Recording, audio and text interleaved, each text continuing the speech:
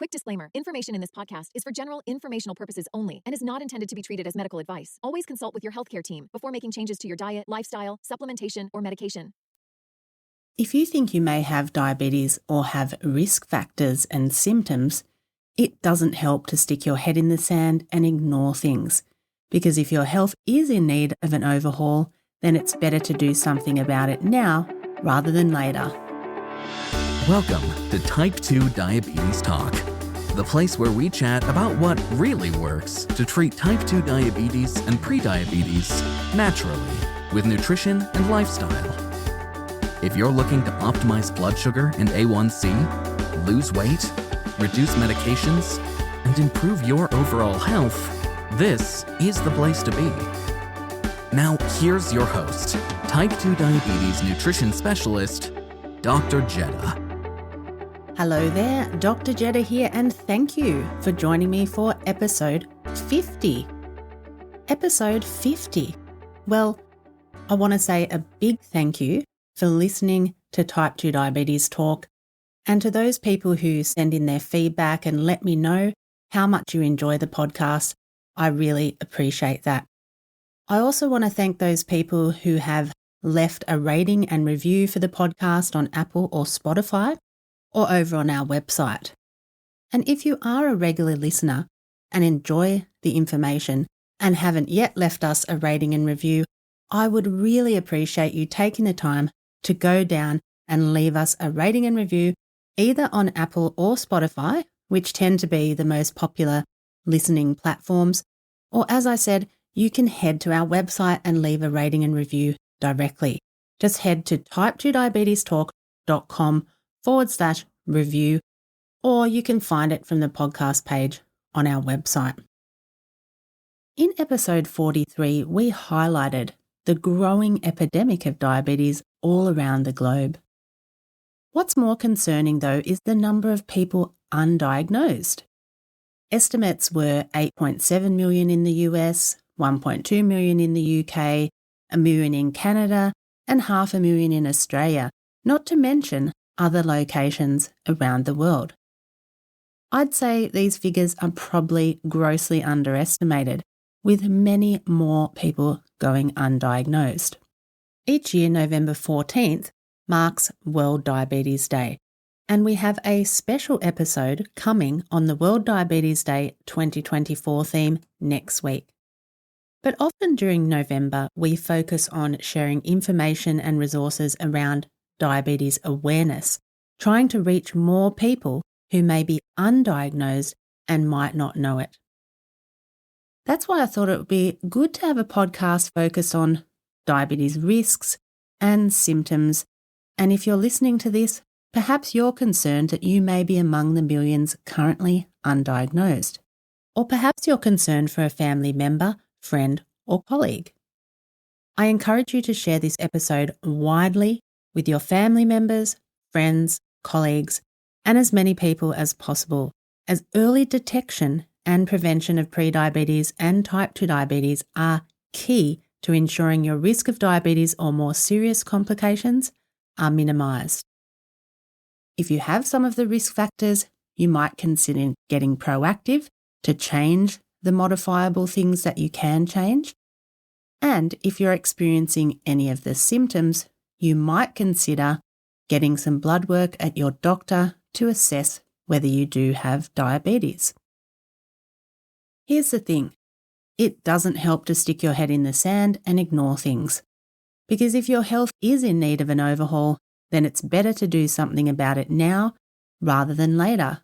Because the reality is, diabetes-related complications can be serious. Not to scare you or anything, but again, it doesn't help to put your head in the sand when you could put yourself at increased risk of things like heart disease and stroke, vision loss and blindness, nerve damage and dementia.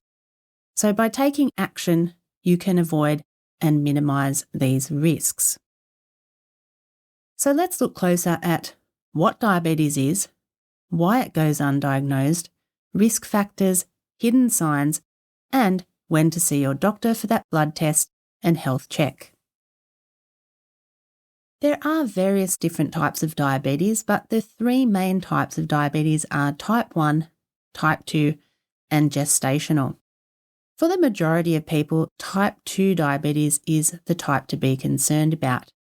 And within that, we'll also cover prediabetes because prediabetes often comes before a type 2 diabetes diagnosis. Type 2 diabetes and prediabetes are both a condition of altered metabolism where blood sugar levels become higher than normal. The most common cause is insulin resistance. This is where the body can't effectively use insulin. And insulin is a hormone produced by the pancreas that regulates blood sugar. Normally, insulin helps push sugar out of the bloodstream by unlocking cells. But in insulin resistance, the lock is blocked or the key becomes jammed. Insulin can't unlock the cell and the glucose or sugar stays circulating in the bloodstream. In some cases of type 2 diabetes, it may be because the body doesn't produce enough insulin. Either way, with insulin being ineffective or insufficient, this leads to higher than normal blood sugar levels. Diabetes often goes undiagnosed because it tends to develop over time with a gradual onset. Because of this, symptoms can be mild and easily overlooked. In many cases, people may simply think their vague symptoms are due to ageing, other health conditions, or even just a transient issue, nothing to be really concerned about. And of course, it may also be due to lack of awareness of what the risks or symptoms actually are.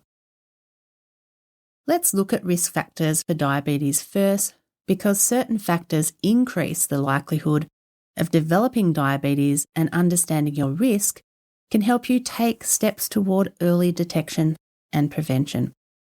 As we work through some of these risk factors, let's also chat about what we can do to minimise the risks as well. One of the key factors increasing risk of diabetes is, unfortunately, age, with those over 40 years having higher rates of diabetes and those between 55 and 80 being impacted the most.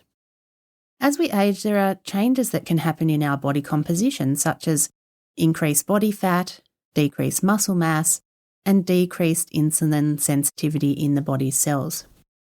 That's why, as we age, we often need to do more to take care of ourselves, eating healthier and being active with particular focus on building muscle.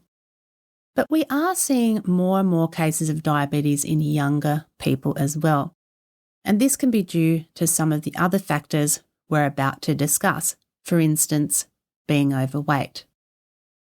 Being overweight is a significant risk factor for diabetes, as excess body fat, particularly around the belly area, contributes to insulin resistance and inflammation in the body's cells. Of course, not everyone who gets diabetes is overweight, but it can be a significant risk factor. High blood pressure is often linked with diabetes, and the two conditions share common risk factors. Abnormal cholesterol and triglyceride levels are another indicator. If you notice your weight is increasing and you now have high blood pressure or high cholesterol, then start doing things to turn this around, as these are key symptoms. A family history of diabetes along with a previous history of gestational diabetes both increase your risk of getting type 2 diabetes. These are obviously risk factors you can't change, but that doesn't mean you can't be proactive to prevent other risk factors that will further increase your risk, such as maintaining a healthy weight and keeping a close eye on your blood pressure and cholesterol levels. Primary lifestyle factors that increase risk of diabetes include poor quality nutrition and lack of activity. Obviously, if you're eating a lot of junk food and sugary foods and drinks, this is not going to lead to a positive health outcome. And if you're always sitting at a desk or sitting around and doing nothing else, this can impact your overall health. Clearly, we know some people can't exercise due to physical limitations. That's different. Yes, you can still be healthy without exercise, by focusing on a healthy diet, on quality nutrition, cutting back the sugar and processed foods, eating fresh vegetables, meats, dairy products, nuts, seeds, and some fruits. And if you can exercise, try to do exercise every single day. That is going to lower your risk. Then there are lesser known risk factors that can increase your risk of developing prediabetes and type 2 diabetes, such as inadequate sleep and high stress levels. These factors disrupt hormones in the body, leading to changes in insulin sensitivity and blood sugar regulation. So if you are under prolonged stress, try to focus on what you can do to minimise that, and also on getting regular, good quality sleep. Excessive alcohol intake can lead to weight gain, liver damage, and metabolic disturbances that increase the risk of diabetes. And there are also a range of medications that can increase risk of diabetes, including glucocorticoids or steroids, thiazide diuretics, beta blockers, and statins, which are cholesterol-lowering medications.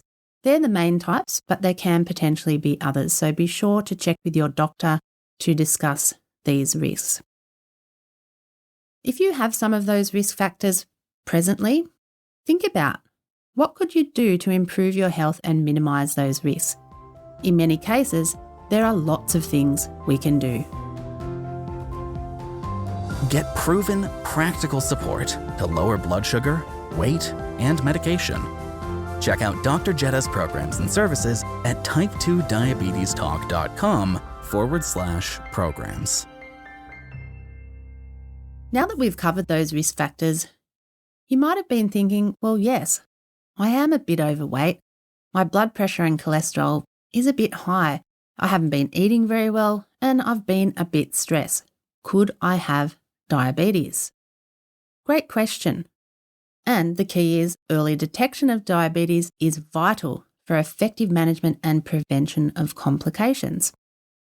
But this is where it can get a bit tricky because recognising the signs and symptoms isn't easy.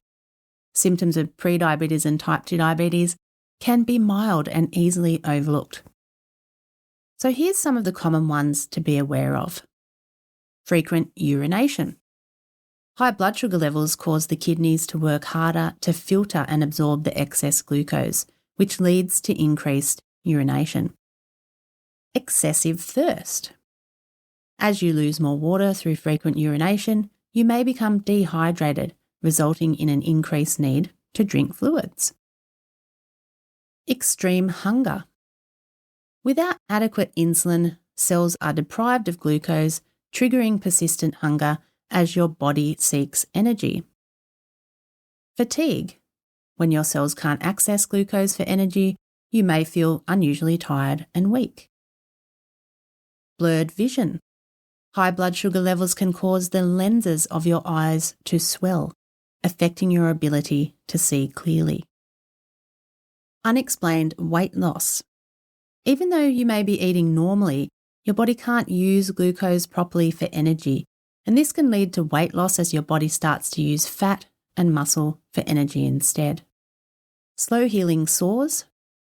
Elevated blood sugar levels can impair circulation and affect your body's ability to heal wounds efficiently. So there's some of the most common symptoms of prediabetes and type 2 diabetes. But can you see how some of these are quite vague?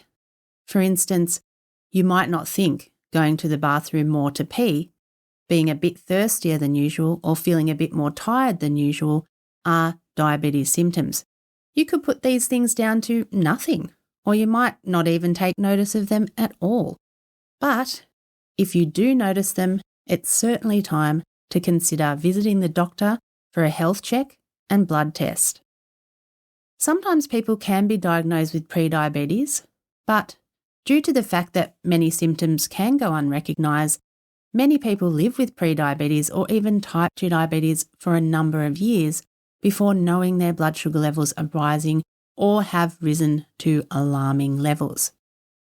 It's not uncommon for people to discover their A1C levels are up at a dangerously high 11% when diagnosed, which is not good at all, considering normal levels are below 5.7%. So again, if you have any of the risk factors for diabetes or suspect any symptoms, it is time to visit your doctor for a health check. Before we move on, let's hear a testimonial from one of our members. Mike said, "When I was diagnosed as pre-diabetic, I went to the internet to learn what changes needed to be made to my diet. The information was all over the place. Much of it was conflicting.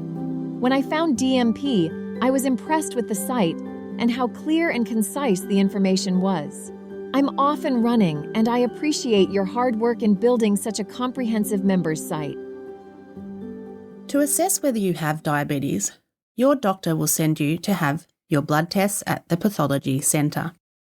They will often test fasting blood sugar and A1C levels, or hemoglobin A1C, and usually they do 2 consecutive tests at different time points to confirm the diagnosis. A fasting blood sugar test measures your blood sugar after an overnight fast. A fasting blood sugar level of 100 to 125 milligrams per decilitre, or 5.6 to 6.9 millimoles per litre, indicates prediabetes. A fasting level of 126 milligrams per decilitre, or 7 millimoles per litre, or higher, on 2 separate tests, indicates diabetes. A HbA1c test, also known as A1C or the glycated hemoglobin test, measures your average blood sugar level over the past few months. An A1C level between 5.7 and 6.4% indicates prediabetes. That's if you're in the US. Most other places, the prediabetes A1C is set at 6 to 6.4%. A HbA1c level of 6.5% or higher on 2 separate tests indicates diabetes. Sometimes the doctor will do an oral glucose tolerance test. This test measures your blood sugar before and 2 hours after you drink a sugary drink, and it shows how well your body handles glucose. Another important test to request that can detect early issues in blood sugar regulation is the fasting insulin test. This test is not one that is routinely done for diabetes screening, but it can be requested, and it is a highly valuable test to get. It measures the level of insulin in your blood after an overnight fast. Elevated fasting insulin levels can indicate insulin resistance, which is a key factor in the development of both pre- and type 2 diabetes. For people with normal blood sugar but high fasting insulin, it's a red flag that the body is struggling with insulin resistance, even if full-blown diabetes hasn't developed and can't be detected yet. So by detecting insulin resistance early, you can get proactive with nutrition and lifestyle changes so you can prevent a pre-diabetes diagnosis altogether, and of course, a type 2 diabetes diagnosis as well. So ask your doctor to add a fasting insulin test so you can get a more comprehensive assessment of your metabolic health, and when you're at the doctor, get your blood pressure and cholesterol checked as well. If you do receive a diagnosis, it can be confronting and overwhelming, but it's important to remember that this is the first step towards better health. It's a valuable opportunity, and by taking steps to eat better, exercise regularly, sleep, and stress less, you can reverse your diabetes in the opposite direction. All is not lost. Don't panic. Just take positive steps forward each day. And there are lots of resources and support to help you do that, such as the podcast episodes we have and the resources and programs we have on our website too. The thing is, early detection of health issues through regular screenings can prevent health conditions and, more importantly, prevent more serious complications from developing. The sooner you can take action on risk factors or even after a diagnosis, the healthier you will be, So please don't stick your head in the sand thinking symptoms will disappear. If you're concerned about your risk of diabetes, have any of the risk factors we've mentioned today, or you experience any of those vague symptoms, don't hesitate to visit your doctor for that health check, okay? And please help others by sharing this episode far and wide. Support your family members, friends, and colleagues to understand the risks so they can identify symptoms early and make sure their health is looked after. That's all from me this week. Take care of you. Dr. Jetta, over and out. Thanks for tuning in to Type 2 Diabetes Talk. Please subscribe to the show on your favorite podcast platform. And for episode replays, episode notes, and more, visit type2diabetestalk.com. New episodes are available Tuesdays, 10 a.m. U.S. Eastern Time, or your time zone equivalent. Thanks again. We're truly grateful to be a part of your life and help make a real difference.